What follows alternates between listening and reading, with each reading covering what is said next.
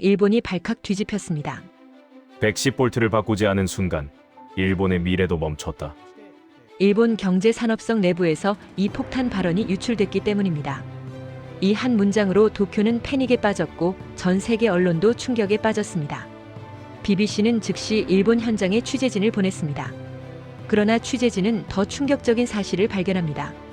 세계 가전 1위와 2위가 모두 한국. 그리고 일본 기업은 순위표에서 완전히 사라진 충격적인 현실.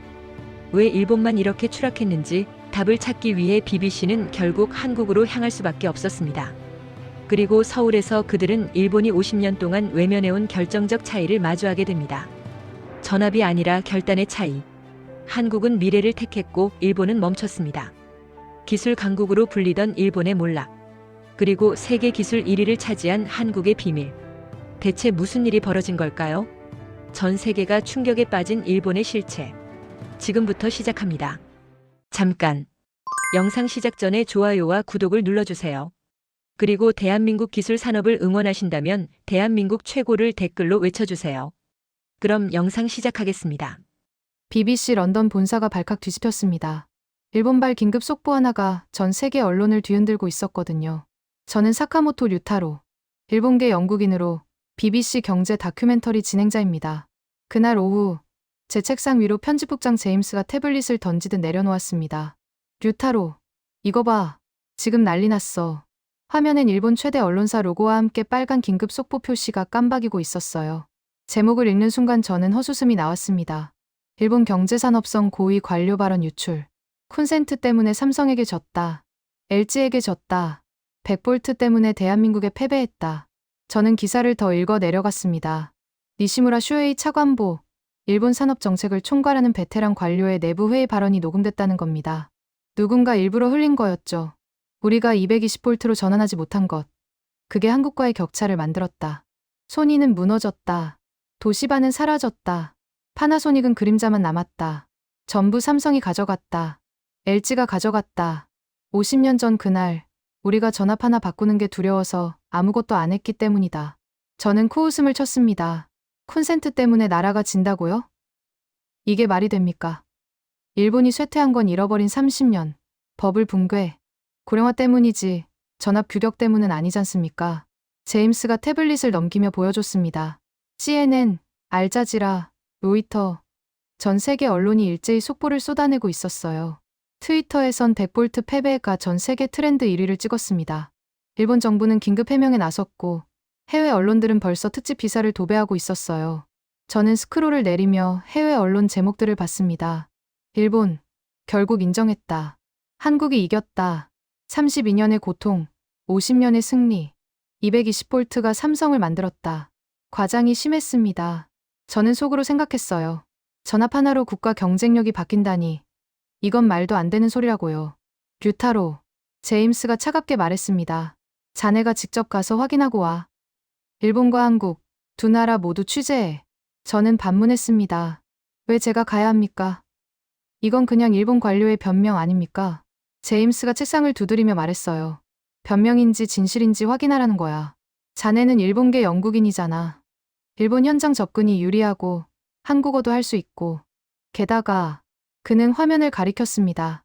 지금 전 세계가 이 이야기에 주목하고 있어. 만약 이게 정말 헛소리라면 일본 관료의 공색한 변명을 파헤치는 것도 좋은 콘텐츠야. 하지만 만약 진짜라면, 만약 콘센트 하나가 정말 국가 운명을 바꿨다면 그건 역사적 다큐가 되는 거지. 저는 솔직히 내키지 않았습니다. 한국의 기술 성장에 대한 과대포장은 이미 질릴 만큼 봤거든요. 삼성이 어쩌고, LG가 어쩌고, K-팝이 어쩌고. 미디어는 항상 한국을 띄워주기 바빴습니다. 이번에도 그런 거라고 생각했어요. 저는 냉소적으로 대답했습니다. 전압 차이가 산업 경쟁력과 무슨 상관입니까? 일본이 쇠퇴한 건 구조적 문제, 인구 문제, 경직된 기업 문화 때문이죠. 콘센트 모양 때문은 아니라고 봅니다. 그래서 가봐야 하는 거야. 제임스가 단호하게 말했습니다. 편견 없이 팩트만 확인하고 와. 자네 눈으로 직접 봐. 저는 한숨을 쉬었습니다. 알겠습니다. 다음 날 새벽, 저는 히드로 공항에서 도쿄행 비행기에 몸을 실었습니다. 1등석에 앉아 태블릿으로 쏟아지는 기사들을 읽었어요. 한국 언론은 완전히 축제 분위기였습니다. 우리가 옳았다. 32년의 인내가 승리를 만들었다. 세계가 한국을 따라온다. 일본 언론은 정반대였죠. 맥락을 이해하지 못한 발언, 일부만 편집된 녹음, 오해의 소지가 크다. 저는 코웃음을 쳤습니다. 양쪽 다 정치적이구나. 한국은 과대포장하고 일본은 추소하고 진실은 그 중간 어딘가에 있겠죠. 12년간 경제 다큐를 만들어 온 제 눈을 속일 순 없다고 생각했습니다. 기내식을 먹으며 일본 경제 데이터를 다시 살펴봤습니다. GDP 성장률 정체, 반도체 시장 점유율 급락, 가전제품 세계 시장 순위 추락. 숫자들은 명확했어요. 일본은 분명 뒤처지고 있었습니다. 하지만 그 원인이 전압이라니 말이 됩니까? 비행기가 나리타 공항에 착륙했습니다. 창밖으로 도쿄 스카이라인이 보였어요. 여전히 화려한 도시였습니다. 하지만 뭔가 멈춰있는 느낌이었어요. 10년 전 왔을 때와 똑같아 보였거든요. 건물도, 거리도, 분위기도. 입국 심사를 마치고 택시를 탔습니다. 일본어로 대화하며 저는 기사에게 물었습니다. 요즘 일본 경제 어떻습니까? 기사는 긴 한숨을 쉬었어요. 예전 같지 않습니다. 제 아들이 대학 나와도 일자리가 없어요. 대기업들은 계속 사람을 자르고 젊은이들은 미래가 없다고 합니다. 저는 조심스럽게 물었습니다. 혹시 백볼트 이야기 들어보셨습니까? 뉴스에 나왔던. 기사는 쓴웃음을 지었어요. 봤습니다. 부끄러운 일이죠. 하지만 그는 잠시 말을 멈췄다가 계속했습니다. 틀린 말은 아니에요. 우리 일본 사람들은 변화를 너무 두려워합니다. 새로운 걸 시도하면 손가락질 받아요. 실패하면 인생 끝나고요. 그러니까 아무도 안 바꾸려고 하죠. 콘센트도, 회사 시스템도, 아무것도요. 저는 그 말을 듣고 메모했습니다. 일반 시민도 이렇게 생각하는구나. 호텔에 체크인하고 짐을 풀었습니다. 창밖으로 도쿄 야경이 펼쳐져 있었어요. 네온사인들이 화려하게 빛나고 있었지만 왠지 공허해 보였습니다. 저는 생각했습니다. 제 조상의 나라 일본이 정말 콘센트 하나 못 바꿔서 무너진 걸까요? 아니면 이건 단순한 책임 회피일까요? 내일 아침, 저는 니시무라 슈에이 차관보를 직접 만나기로 되어 있었습니다. 발언 당사자, 그 입에서 직접 들어봐야겠죠. 저는 질문 리스트를 정리하며 잠자리에 들었습니다. 하지만 잠이 오지 않았습니다. 묘한 예감이 들었거든요. 택시 기사의 말이 자꾸 떠올랐어요. 우리는 변화를 너무 두려워합니다. 그리고 한국 언론의 제목도요. 32년의 고통, 50년의 승리. 32년간 고통을 견뎌가며 콘센트를 바꾼 나라. 50년간 두려워서 아무것도 안 바꾼 나라. 정말 그것 때문에 명암이 갈린 걸까요? 저는 아직 몰랐습니다. 내일부터 제가 목격할 진실이 제 모든 편견을 산산조각 낼 거라는 사실을요. 다음 날 아침, 경제산업성 청사로 가기 전 저는 일부러 긴자 거리로 향했습니다. 일본 최대 번화가, 한때 세계 경제의 심장이었던 곳이죠. 야마다 전기 매장에 들어서는 순간 이상했습니다. 손님들이 전부 한쪽으로만 몰려 있었거든요. 충격이었습니다. 텔레비전 코너 중앙엔 삼성과 LG 제품이 도열해 있었어요. 최신 모델, 화려한 조명. 그 앞엔 사람들이 모여서 제품을 만지작거리고 있었습니다. 구석엔 소니 제품이 있었어요. 먼지가 살짝 쌓여 있었습니다. 아무도 쳐다보지 않았어요. 매장 직원에게 물었습니다. 요즘 어떤 제품이 제일 잘 나갑니까? 그는 주저없이 삼성을 가리켰어요. 이것들이죠. 일본 제품은 솔직히 경쟁이 안 됩니다. 손님이 일본 제품 찾으시면 창고에서 꺼내드려야 해요. 진열대엔 한국 제품 더 놓는 게 나으니까요. 경제산업성 청사에서 니시무라를 만났습니다. 55세 베테랑 관료. 그의 얼굴엔 깊은 피로가 새겨져 있었어요. 그는 제 질문도 기다리지 않고 먼저 입을 열었습니다. 사카모토 씨, 당신은 제 발언이 변명이라고 생각하시겠죠? 저도 그렇게 믿고 싶었습니다. 하지만 깨달았어요. 일본이 잃은 건 시장이 아니라 결단력이라는 거요. 니시무라는 낡은 보고서를 꺼냈습니다. 1975년 전압전환 검토 보고서입니다. 한국이 220V 전환을 시작할 때 일본도 똑같은 기로에 섰었죠. 보고서엔 장점이 명확히 적혀 있었어요.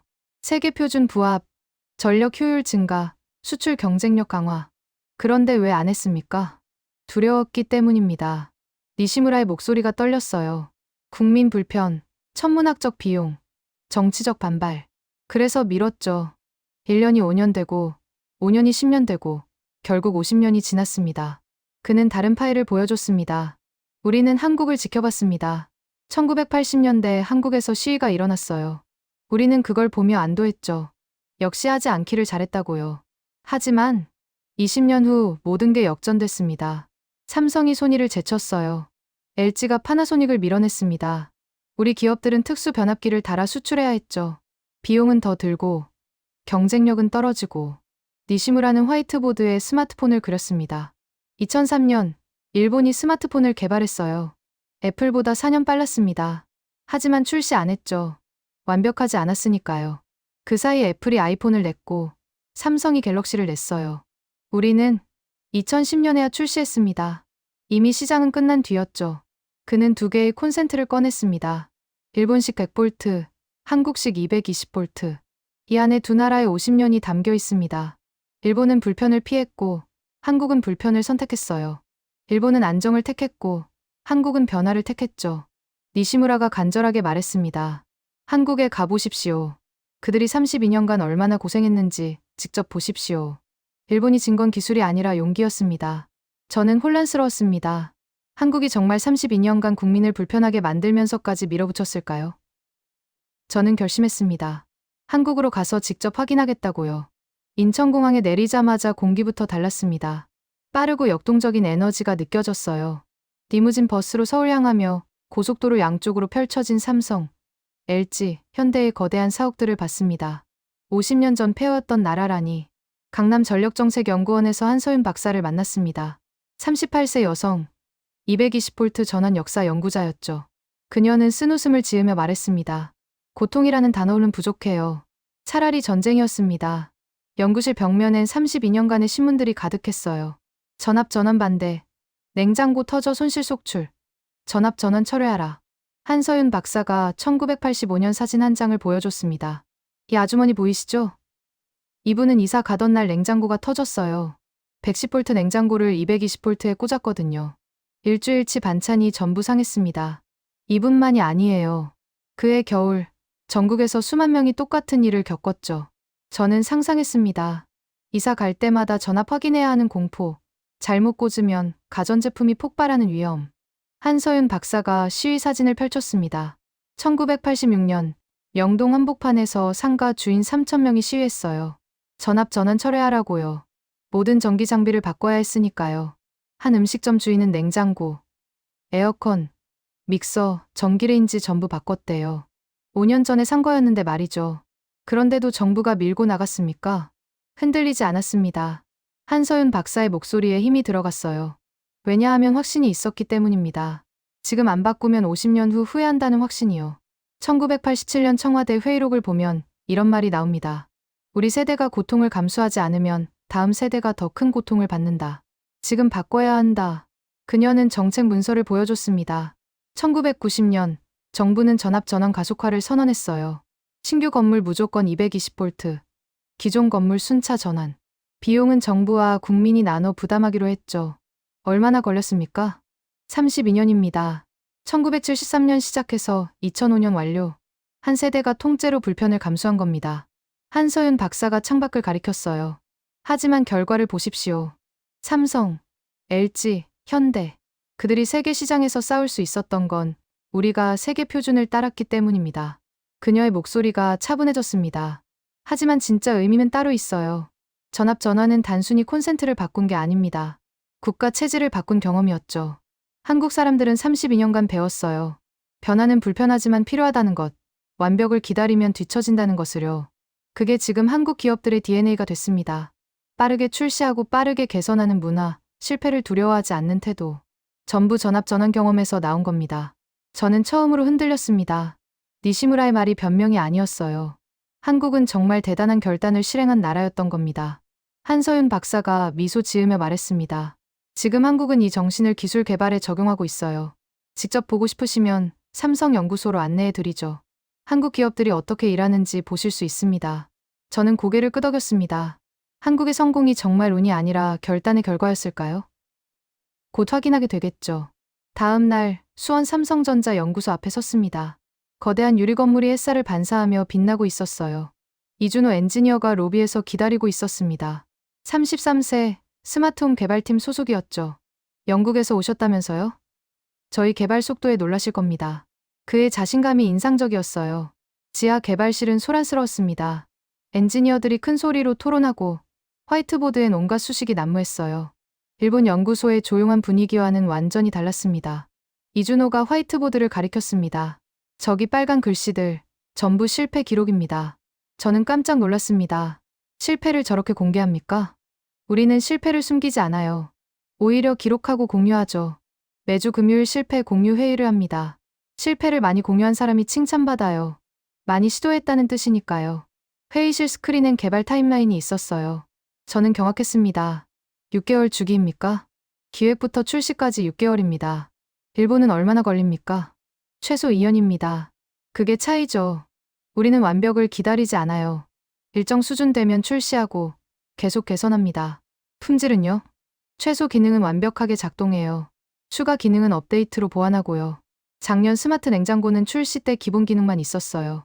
3개월 후 식재료 관리 추가, 6개월 후 레시피 추천. 지금은 AI 식단 관리까지 가능합니다. 저는 깨달았습니다. 일본은 완벽한 제품을 만들어 출시하지만 그 이후 개선 없음. 한국은 기본 제품 빨리 출시하고 계속 진화. 완전히 다른 철학이었어요. 한 팀 회의를 참관했습니다. 엔지니어가 자신의 설계 실수를 인정했어요. 저는 질책이 나올 거라 생각했습니다. 하지만 팀장은 해결책 찾자고만 했죠. 30분 만에 답이 나왔습니다. 이준호가 물었습니다. 어떻게 보셨습니까? 놀랍습니다. 일본이라면 실수한 사람을 질책하고 완벽한 해결책 나올 때까지 몇 주고 회의했을 겁니다.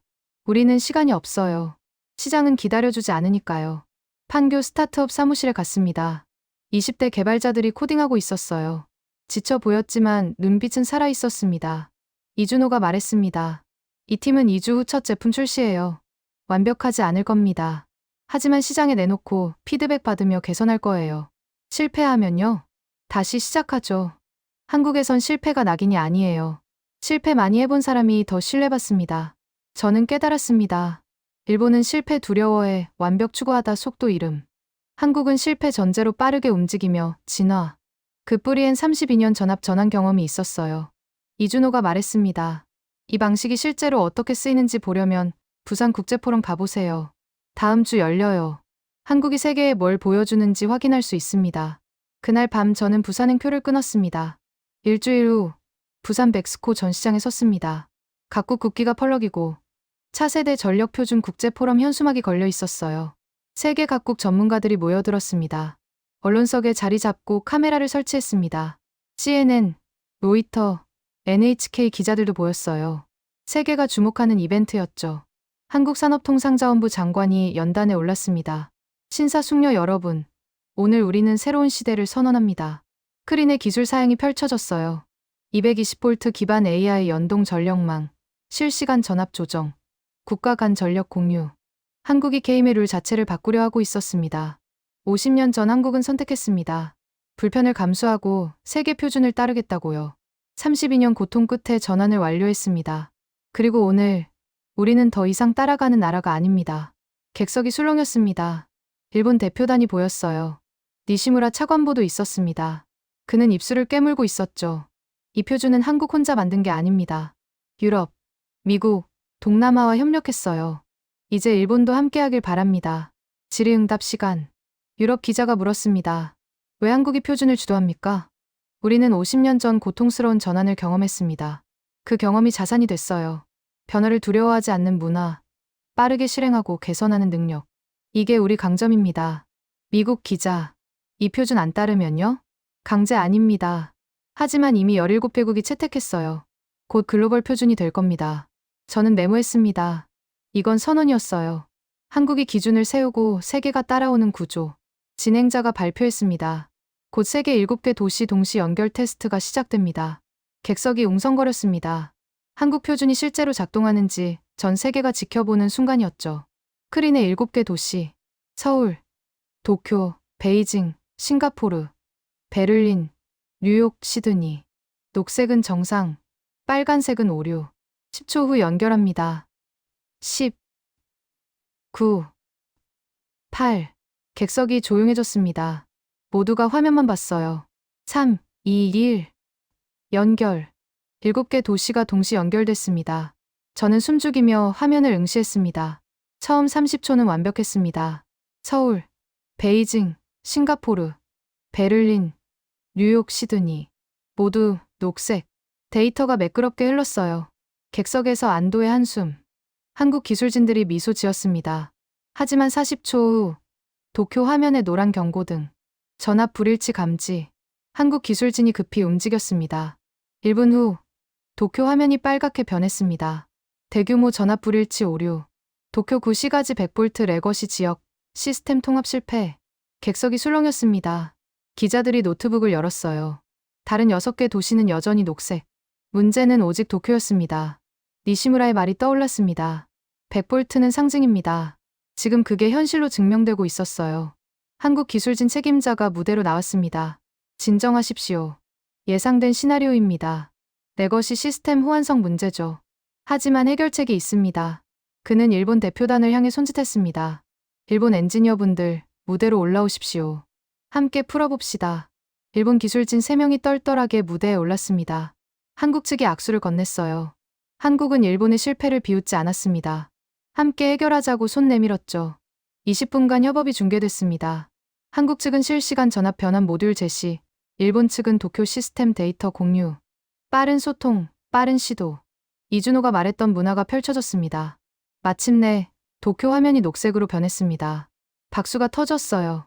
한국과 일본 엔지니어들이 어깨를 두드렸습니다. 하지만 저는 알았습니다. 문제가 해결됐다는 게 중요한 게 아니라고요. 중요한 건 문제가 도쿄에서만 발생했다는 사실. 50년 미뤄온 결단의 부재가 전 세계 앞에서 증명된 겁니다. 니시무라를 봤습니다.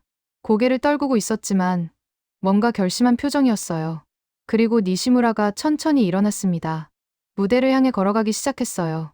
객석이 조용해졌습니다. 모두가 그를 봤습니다.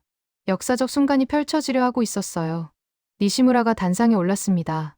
한국 진행자가 당황하며 마이크를 건넸어요. 니시무라는 깊은 숨을 들이쉬었습니다.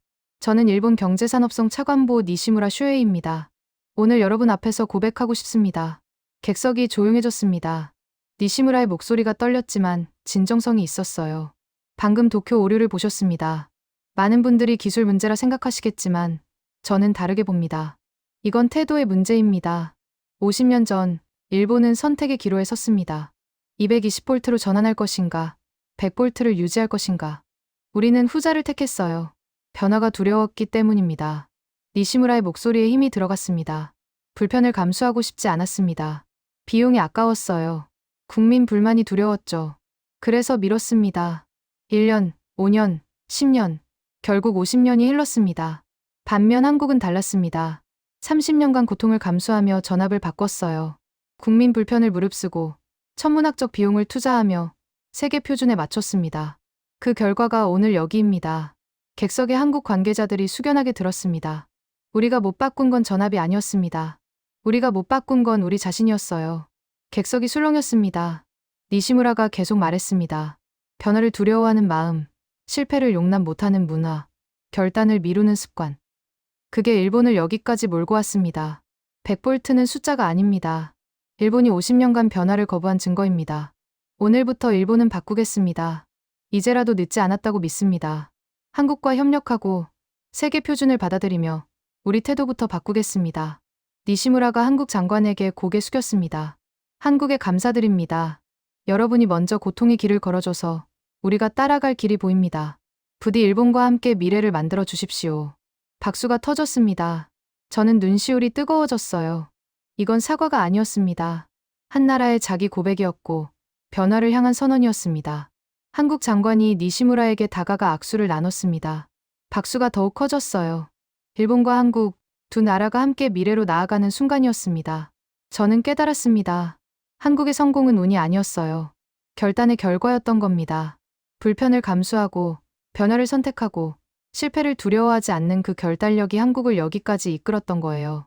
저는 카메라를 내려놓고 메모를 시작했습니다. 제 다큐멘터리 마지막 멘트를 쓰기 위해서였죠. 일주일 후 서울 남산타워가 보이는 카페에 앉아 있었습니다. 노트북엔 다큐멘터리 최종 편집본이 재생되고 있었어요. 이제 마지막 나레이션을 녹음할 시간이었습니다. 마이크 앞에 앉아 대본을 펼쳤습니다. 하지만 준비한 멘트를 읽지 않았어요. 제 마음에서 우러나오는 말을 했습니다.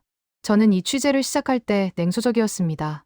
전압 때문에 나라가 진다니 말도 안 된다고 생각했죠. 하지만 제가 틀렸습니다. 창밖 서울 스카이라인이 햇살을 받아 빛나고 있었어요. 한국은 전압을 바꾼 나라가 아니었습니다. 한국은 미래를 바꾼 나라였습니다. 1973년 한국은 선택했습니다. 불편을 감수하고 세계 표준으로 갈 것인가, 현상을 유지할 것인가. 한국은 전자를 택했고 32년간 고통을 견뎠습니다. 그 고통은 단순한 불편이 아니었습니다. 국가 체질을 바꾸는 과정이었어요. 변화를 두려워하지 않는 문화, 실패를 용납하는 태도, 장기 비전을 위해 단기 손실을 감수하는 용기. 이 모든 게 전압전환 경험에서 만들어졌습니다. 지금 한국은 그 정신으로 세계 표준을 만들고 있습니다. 더 이상 따라가는 나라가 아니라 이끄는 나라가 됐어요. 이건 운이 아닙니다. 집단적 결단력의 결과입니다. 일본은 50년 전 다른 선택을 했습니다. 변화를 미루고 불편을 회피하고 결단을 두려워했던 그 태도가 지금의 결과를 만들었습니다. 카메라를 정면으로 봤습니다. 이제 저는 시청자 여러분께 묻고 싶습니다. 당신 인생에도 100볼트가 있지 않습니까? 바꿔야 하는 걸 알면서도 미루고 있는 것, 불편하다는 이유로 회피하는 결정, 실패가 두려워 시도조차 하지 않는 도전. 그게 바로 당신의 100볼트입니다. 한국은 우리에게 보여줬습니다. 변화는 고통스럽지만 가능하다는 것을요. 불편을 감수하면 미래가 열린다는 것을요. 그리고 가장 중요한 건 지금 당장 시작해야 한다는 겁니다. 50년 후 당신은 어떤 사람으로 기억되고 싶습니까? 변화를 선택한 사람입니까? 아니면 변화를 미룬 사람입니까? 선택은 여러분의 몫입니다. 녹음을 마치고 헤드폰을 벗었습니다. 창밖 서울 풍경이 새롭게 보였어요. 이 도시는, 이 나라는 정말 대단한 곳이었습니다. 노트북을 닫고 커피를 마셨습니다. BBC 본사로 보낼 최종본이 완성됐어요. 이 이야기가 전 세계에 전해지면 많은 사람들이 자신의 100볼트를 돌아볼 겁니다. 그리고 누군가는 용기를 내서 바꾸기 시작할 거예요. 미소 지으며 일어났습니다. 이제 런던으로 돌아갈 시간이었어요. 하지만 저는 알았습니다. 이 취재가 제 인생을 바꿔놓았다는 거요. 저도 제 100볼트를 찾았고 이제 그걸 바꿀 용기가 생겼으니까요. 한국이 가르쳐준 교훈은 명확했습니다. 변화는 불편하지만 필요하고 결단은 고통스럽지만 가치 있으며 미래는 기다리는 자가 아니라 선택하는 자의 것이라는 거였죠. 카페를 나서며 마지막으로 서울을 바라봤습니다. 이 도시의 불빛 하나하나가 32년간의 결단으로 빛나고 있었어요. 한국은 콘센트를 바꾼 게 아니었습니다. 한국은 불을 켠 겁니다. 미래를 향한 불을요. 지금까지 시청해주셔서 감사합니다. 감동 뉴스 TV였습니다. 영상이 마음에 드셨다면 구독과 좋아요 부탁드려요.